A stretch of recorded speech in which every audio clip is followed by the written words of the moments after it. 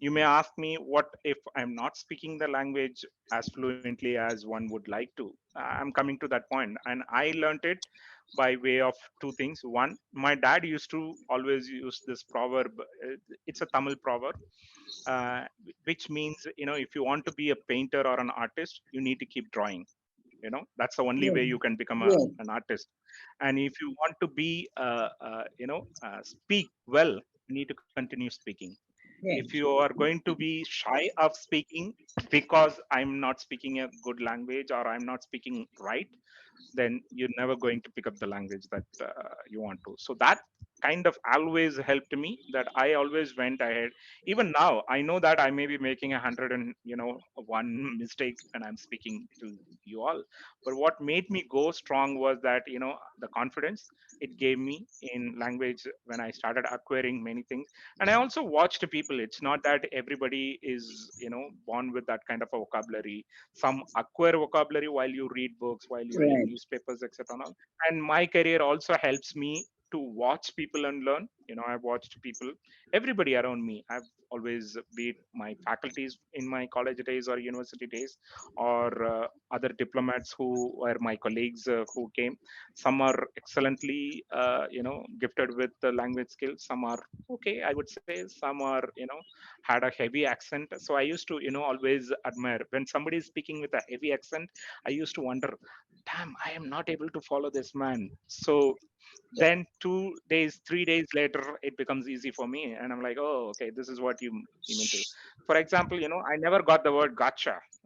I'm like, what did he say? What, got you or got? Then I realized, okay, this is what they mean. This is like all colloquial, etc. So yeah, language is very important as a student. And again, I will repeat this. I would say the most important thing is, I would say, language, because in my life, language played a huge role in succeeding in these turning points that I'd always come across, be it going to academics, be it going to journalism career, be it coming and landing a job with the US government here. The language has always helped me. So I would say, keep um, practicing your language. It's okay. It's okay if you are not comfortable speaking a fluent English, but keep talking. And many, it may look very cliched and stereotyped, but I've always learned by watching people speak. And secondly, I've also watched a lot of those English documentaries and conferences and seminars. You go and attend. Again, there may be a conference or a seminar, may not be of your topic, but you can always learn from people and try to learn as much as even the language. I always say that, okay, many, when I was a journalist, when I used to go and attend those hardcore, let's say, there is this conference called Pharma India. I used to go there. I'm always sent there to cover. I have no idea why they sent me, but I used to go there, and they are all speaking in those language that I don't understand, and I try and strain to see. I'm sure I will catch at least one word. Oh, there you go. Okay, that's what they are talking about. Oh, okay, okay, growth, pharma. Okay, that's how. So again, I would say language is always important, and language always helps in your career, and language also gives you flexibility to choose your career paths. That's the most Mm, important thing that has worked yeah. for me. I would say, please have that option, and I'm 100% sure you will not be a failure. All right. Anita, one more Well, question from you, and then we'll open it to the audience. Actually, there are plenty, but I'll restrict myself to one because I could just go on and on, throwing reflective questions. But um, what is it aside of the language factor? How would you guide? Because we know very well that there is a gap. Uh, we call it generation gap, uh, gap between parents and children. I'll use the word children here, of course, in a general sense of the word. Now, with the gap and the careers that the children want to choose, with the parents having, you did mention that this is what students can do, bring parents over. But how is it that they can bridge that gap? What do you think? Because you seem to have super experience with guiding from your parents and your Yeah, family members, it's true. and likewise you doing that to your daughter. So what do you think would help the students? In terms of Creating a using, bridge between the generations.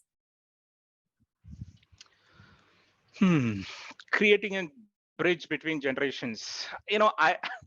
I sometimes, Anita, I have now new colleagues, young colleagues in my office.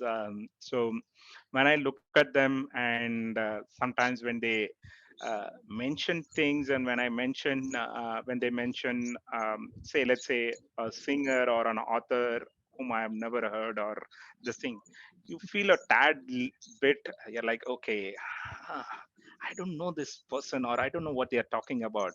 But then I'm sure what I've always done is, I think this is something many academicians also do, is that you drag people or the conversation to an area that you feel comfortable.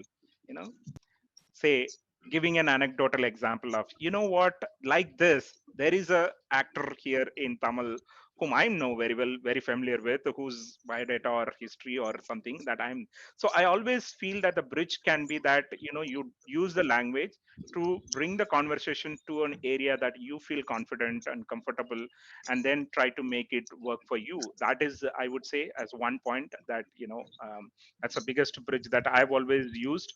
When I know it's okay to not know everything. Sometimes they speak about singers. I'm not a great, I don't have that much knowledge about English singers, but that's okay. I know one, Brian Adams, and then Jennifer Lopez. But then, so you try to, you sometimes you try to say Yeah. that, okay, I know I've only heard about that singer.